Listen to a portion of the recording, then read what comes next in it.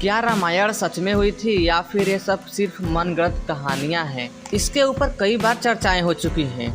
वहीं पर जो कुछ लोग हैं इसे सच मानते हैं, लेकिन यहीं पे कुछ लोग ऐसे भी मौजूद हैं जो कहते हैं कि ये सब सिर्फ मनगढ़ंत कहानियां हैं, क्योंकि ऐसा हो ही नहीं सकता। लेकिन आज का वीडियो रामायण को काल्पनिक मानने वालों को हिला सकती है। आज हम आपको वैज्ञानिक रिसर्च के कुछ ऐसे सबूत दिखाएंगे जिन्हें देखकर आप मानने को मजबूर हो जाएंगे कि रामायण यह सिर्फ धार्मिक और किताब और मनगढ़ंत कहानियां ही नहीं हैं, बल्कि रामायण सच में हुआ था और प्रभु श्री राम, रावण, हनुमान ये सब सच में मौजूद थे। और यही सब बात जानने के लिए आप इस वीडियो के अंत तक बने रहिए। ऐतिहासिक नॉलेज लेने के लिए आप हमारे चैनल को सब्सक्राइब कर सकते हैं। रामायण भारत के सबसे प्रसिद्ध ग्रंथों में से एक है।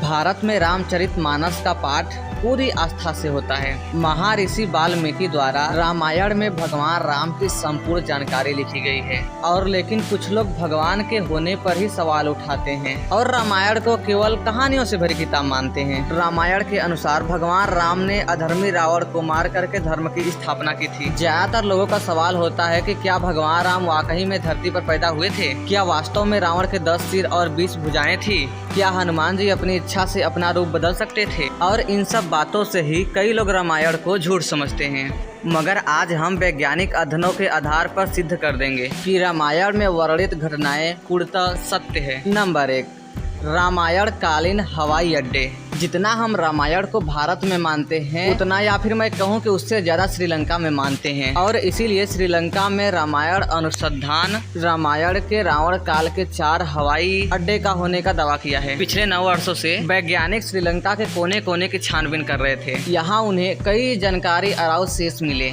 4 सालों में लंका के दुर्गम स्थान के खोज के कारण रावण के 4 हवाई अड्डे हाथ लगे। रामायण अनुसंधान टीम के अध्यक्ष अशोक केंट का कहना है कि रामायण की लंका वास्तव में श्रीलंका ही है। यहाँ उसान घोड़ा, गुरुलपोथा, तोतुपोलाकंदा और वरियापोला नामक 4 हवाई अड्डे मिले, और इन्हीं हवाई अड्डों से रावण पुष्पक विमान को आसमान में उड़ाता होगा। और ये हवाई अड्डे न सिर्फ ये बताते हैं कि रामायण सच में हुई थी, पर ये भी बताते हैं कि उन पर लिखी सारी बातें जिन पर हमें यकीन नहीं होता वो भी सच हैं। नंबर 2, रावण का महल। रामायण के अनुसार रावण सोने की लंका में रहा करता था, जिसे हनुमान जी ने जला दिया था।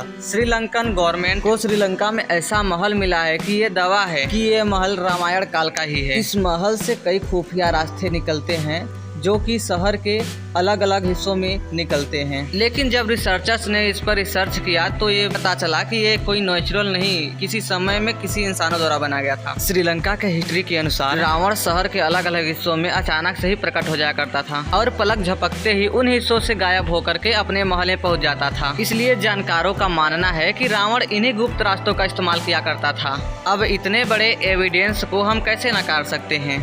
नंबर 3, अशोक वाटिका के सबूत। रामायण के अनुसार रावण ने माता सीता को हरण करके वो अशोक वाटिका में रखा था। कहा जाता है कि अशोक वाटिका रावण का सबसे पसंदीदा स्थान था और ये जगह इतनी रहस्यमय थी कि हनुमान जी इसे आसानी से ढूंढ नहीं पाए थे। लेकिन हैरानी की बात तो ये है कि वो अशोक वाटिका आज भी श्रीलंका में मौजूद है। ऐसा माना जाता है कि एलिया पर्वत की गुफा में माता सीता को रखा गया था, जिसे आज सीता एलिया नाम से जाना जाता है।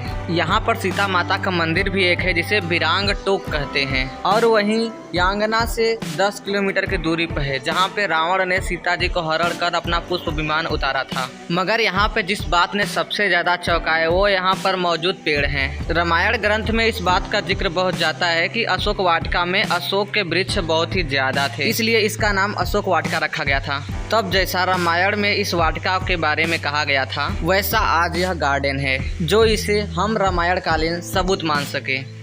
नंबर 4, द्रोणगिरी पर्वत। दोस्तों, रामायण में लिखा गया है कि मेघनाथ द्वारा जब लक्ष्मण जी मूर्छित हो गए थे तो उनकी जान बचाने के लिए संजीवनी बूटी की जरूरत पड़ी, जिसके लिए जड़ी बूटी लाने का जिम्मा हनुमान जी को दिया गया था। तब हनुमान जी संजीवनी बूटी लाने के लिए द्रोणगिरी पर्वत पर गए थे।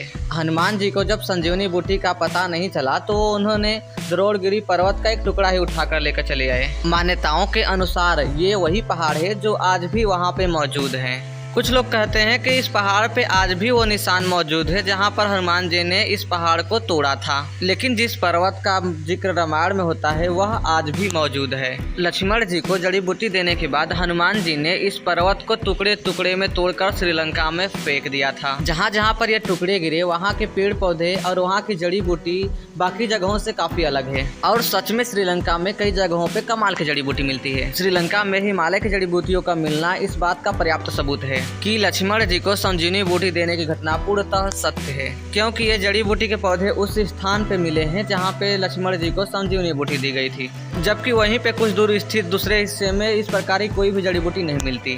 नंबर 5, राम सेतु।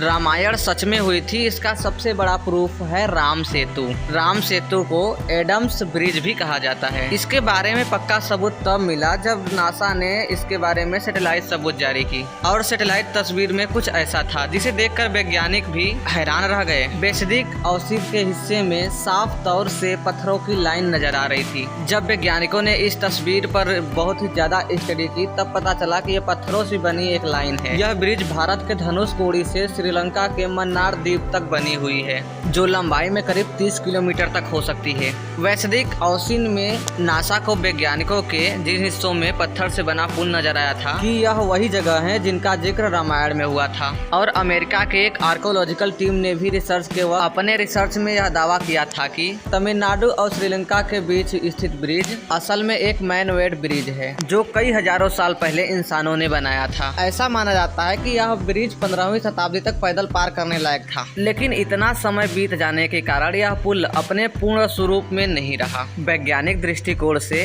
इस फैक्ट को हम रामायण के एविडेंस के रूप में देख सकते हैं। नंबर 6, सुग्रीव की गुफा। बाली की डर से सुग्रीव जिस गुफा में रहते थे वह गुफा आज भी मौजूद है। रामायण के अनुसार बाली ने दुगदुगी नामक राक्षस को मारकर उसका शरीर कुछ दूर फेंक दिया था। हवा में उड़ते दुगदुगी के खून के कुछ बूंदे मातंग ऋषि के आश्रम के ऊपर गिर गई। मातंग ऋषि ने अपने तप के बल पर जान लिया कि यह किसकी हरकत है। फिर क्रोधित ऋषि ने बाली को श्राप दिया था कि कभी भी ऋषि के क्षेत्र में आएगा तो उसकी मृत्यु हो जाएगी। सुग्रीव को राज्य से निकाले जाने पर वह इसी जगह पे आए थे, क्योंकि वह जानते थे कि बाली यहाँ नहीं आ सकता। और यहीं पर उनकी मुलाकात राम जी से भी हुई थी और राम जी ने बाली का वध भी किया था और सुग्रीव को किष्किंधा का राज्य भी सौंप दिया था।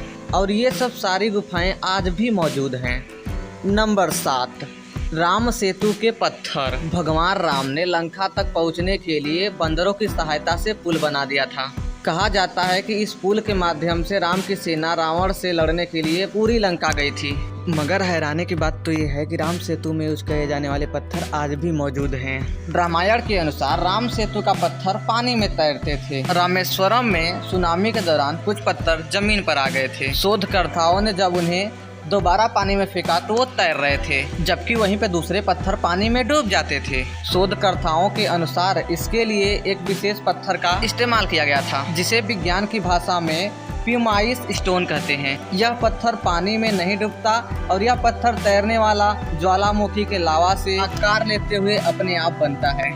ज्वालामुखी का बहता हुआ लावा जब वातावरण से मिलता है तो उसके साथ ठंडी या उससे कम तापमान की हवा मिल जाती है। गर्म और ठंडे का मिलाप इस पत्थर में कई तरह से छेद कर देता है, जिस कारण यह पत्थर पानी में नहीं डूबता। अब इन पत्थरों के पीछे का विज्ञान भी रामायण के समय उनको पता था और उन्होंने इस तकनीक का उपयोग राम सेतु बनाने में किया था, और यह रामायण का एक पुख्ता और मजबूत सबूत है। नंबर 8, जली हुई लंका के सबूत। रामायण ग्रंथ के अनुसार लंका की सोने की नगरी को हनुमान जी ने जला दिया था, मगर अभी कुछ एविडेंस मिले हैं जिन्हें लेकर कहा जा रहा है कि लंका के जलने का सबूत आज भी वहाँ पे मौजूद है। जहाँ पे लंका को जलाया गया था वहाँ की मिट्टी आज भी काली है, बल्कि उसके आसपास के मिट्टी का रंग नॉर्मल ही है, जैसा कि मिट्टी का होना चाहिए। बस इतने ही इलाके में काली मिट्टी मौजूद है जो कि लंका के जलने का सबूत बताती है। इस बात को भी हम एक इत्तेफाक कहकर टाल नहीं सकते।